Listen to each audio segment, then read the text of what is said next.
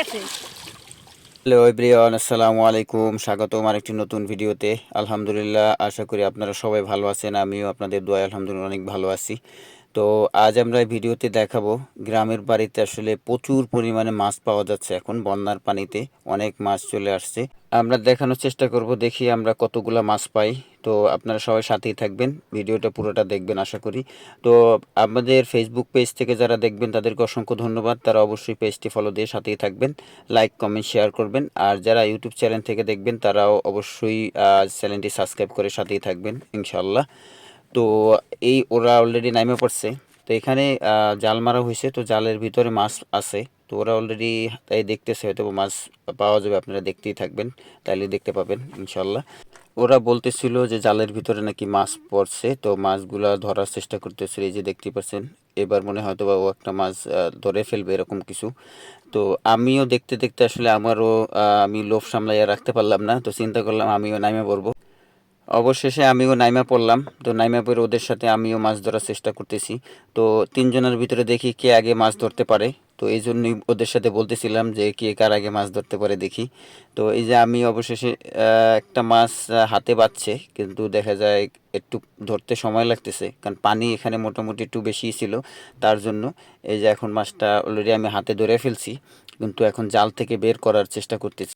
অবশেষে আলহামদুলিল্লাহ জাল থেকে মাছটাকে বের করতে পারলাম। এই যে দেখতেই পাচ্ছেন আলহামদুলিল্লাহ।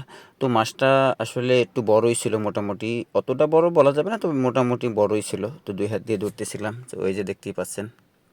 আমি এটা ধরার পরে ওরা বলতেছিল যে না, মাছ আরও একটা আছে, তো ওটাও ধরার ওরা চেষ্টা করতেছিল। তো মনে হয় এই যে ও ছোট বাড়িতে, ও মনে হয় একটা হয়তো মাছ ধরে ফেলছে, হাতে ইয়া করছে, হয়তো বা জাল থেকে বের করবে কিছুক্ষণের ভিত্তিই, আপনাদেরকে দেখাবো, সাথেই থাকুন।